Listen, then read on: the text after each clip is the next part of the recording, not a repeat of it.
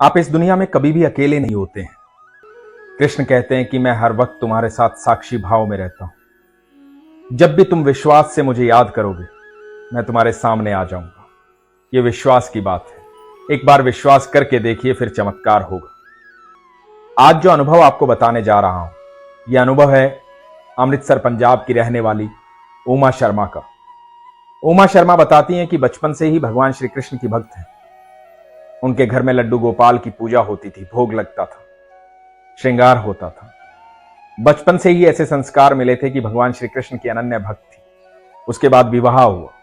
जहां विवाह हुआ, पति भी भगवान श्री कृष्ण के भक्त निकले। इनकी 2 बेटियां हैं। उमा बताती हैं कि अपने पति के साथ एक रिश्तेदार के यहां देहरादून शादी में गए। शादी से जब वापस आ रहे थे तो देहरादून एक्सप्रेस में उन्हें बैठना था। ट्रेन में बैठने से पहले उनके पति की उनके साथ कुछ नोकझोंक हो गई। उमा नाराज हो गई। थोड़ी देर बाद पति ने मनाया भी। पति पत्नी में ऐसी नोकझोंक होती रहती है, लेकिन उमा ज्यादा नाराज हो गई। नाराजगी का आलम यह था कि पति ऊपर वाली सीट पर जाकर के सो गए और उमा साइड बर्थ पे थी, बैठ गई जाकर के और रोने लगी, परेशान हो गई। जब औरत नाराज होती है तो उसे आगे पीछे की सारी बातें याद आ जाती। उमा बताती है कि मुझे सारी बातें याद आ रही थी, पिछले झगड़े याद आ रहे थे, मेरी नाराजगी बड़ी होती जा रही थी।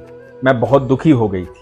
बात छोटी थी, लेकिन अपने आप मन में बढ़ाते बढ़ाते वो बड़ी हो गई। जब बड़ी हो गई तो मुझे ठाकुर जी याद आए, मेरी राधा रानी याद आई। इतना मन दुखी हुआ कि मैंने ठाकुर जी को और राधा रानी को कहा कि मुझे अपने पास बुला दो। हालांकि बड़ी छोटी छोटी बातें होती हैं पति पत्नी में, लेकिन वो किससे बड़े हो जाते हैं। हम उन्हें सोचते इतना है, उन पे इतना दिमाग लगाते हैं कि वो किससे बड़े हो जाते हैं, और बड़े होने के कारण ही घर में बड़े झगड़े होते हैं। इसलिए कोशिश ये करनी चाहिए, जब एक मनाए तो दूसरे को मान जाना चाहिए। तो बात यह हुई कि उमा इस कदर दुखी हो गई कि उसने ठाकुर जी को, राधा रानी को यह कहा कि ठाकुर जी, राधा रानी, मुझे अपने पास बुला लो, मेरा मन बहुत दुखी है, मुझे नहीं रहना है, मुझे अपने पास बुला लो। और ये कह करके उमा जी रोती रही। उमा जी पेशे से टीचर है, सुशील है, समझदार है, लेकिन कई बार व्यक्ति का मन ऐसा हो जाता है कि वो परेशान हो जाता है।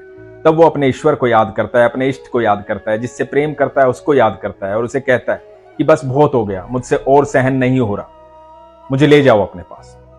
तो उमा जी का मन उस वक्त ऐसा ही था। पति ने मनाया था, लेकिन मन माना नहीं था। तो मन गया ठाकुर जी के पास और ठाकुर जी को कहने लगा कि मुझे ले जाओ अपने साथ। हे राधा रानी, हे कान्हा जी, आ जाओ मेरे पास, मुझे ले जाओ अपने साथ। मन दुखी था और दुख में वो लगातार रो रही थी। रात्रि का समय था। उमा जी बताती हैं कि हरिद्वार भी निकल गया था। अचानक से एक औरत आई। औरत ने आके इनसे कहा कि क्या मैं आपके पास बैठ जाऊं? इन्होंने बड़े रूखे मन से कहा कि नहीं, मैं यहां अकेली बैठी हूं, आप कहीं और देख लीजिए। उस औरत ने कहा कि मेरे पास लड्डू गोपाल हैं, क्या आप इन्हें अपने पास बिठा लेंगे? और उमा ने घूम कर देखा, लड्डू गोपाल को देखा, जोर जोर से रोने लगी, आंखों से अश्रुधारा बहने लगी। उस औरत को तो पता ही नहीं था कि रोने का कारण क्या है। अब रोने का कारण पति का झगड़ा नहीं था, अब रोने का कारण कोई दुख नहीं था, अब रोने का कारण यह था, अश्रुधारा बहने का कारण यह था कि मैं मेरे ठाकुर को पुकार रही थी। इतनी रात्रि में मेरे ठाकुर मेरे पास चलकर आ गए, किसी और के जरिए आ गए। कितना ख्याल करते हैं मेरे ठाकुर, कितना प्यार करते हैं मुझसे। अब रोने का कारण यह था। अब ये क्रोध के अश्रु नहीं थे, ये प्रेम के अश्रु थे। प्रेम ईश्वर के प्रति, प्रेम अपने ठाकुर के प्रति, प्रेम कान्हा जी के प्रति। इतना प्रेम उमड़ आया, उमा रोने लगी। वो औरत देखती रही। उस औरत से काफी सारी बातचीत हुई। उमा बताती हैं कि आज भी मेरी फोन पे उनसे बात होती है। मैं आज भी सिहर जाती हूं, ये सोच करके आधी रात में ठाकुर जी कहां से चले आए। मैं इतने दिल से याद कर रही थी, मेरे ठाकुर जी वहां ट्रेन में चले आए।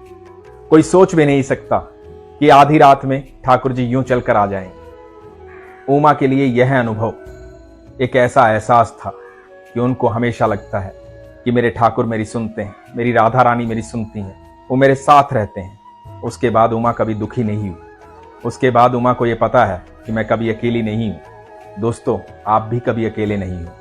ठाकुर जी कहते हैं कि मैं साक्षी भाव में हर किसी के साथ रहता हूं। आप कोई भी कर्म करो, मैं तुम्हारे सारे कर्म देखता हूं, लेकिन जब तुम विश्वास से, प्रेम से, आस्था से मुझे याद करोगे तो मैं तुम्हारे साथ खड़ा होऊंगा, तुम्हें दिखाई दूंगा, क्योंकि विश्वास ही वो नेत्र है जिससे ईश्वर दिखाई देते हैं। विश्वास ही वो भाषा है जिससे आप ईश्वर से बात कर सकते हैं। और जब आपका ईश्वर के प्रति विश्वास होता है तो दुनिया में कोई दुख होता ही नहीं है। ईश्वर हम सबको देखते हैं, हम सबकी भावनाएं जानते हैं, हमारे समीप रहते हैं, क्योंकि हम उनकी रचना है। मैं बार बार कहता हूं कि वो हमें हमसे ज्यादा प्यार करते हैं। अब विश्वास कीजिए, कोई दुख होता नहीं है, उसको दुख हम बनाते हैं, क्योंकि बात छोटी होती है, उसे हम बड़ा कर देते हैं, मन में इतना सोच लेते हैं, उसका कोई अर्थ होता नहीं है। जब भी आप दुखी हो, जब भी आप परेशान हो, बस आंखें बंद करो और एक बार अपने ठाकुर की मुस्कुराहट को याद करो, अपने कृष्ण की मुस्कुराहट को याद करो। आप देखना, जीवन में उससे सुखद पल कोई होगा ही नहीं। कोई भी दुख मेरे ठाकुर की मुस्कुराहट से बहुत छोटा है। जहां कृष्ण मुस्कुराते हैं वहां महाभारत जैसा रण भी मुस्कुराते मुस्कुराते खत्म हो जाता है। जहां कृष्ण होते हैं वहां दुख होता ही नहीं है। इसलिए हमेशा अपने विश्वास को मजबूत रखो, अपना ख्याल रखो। हरे कृष्ण।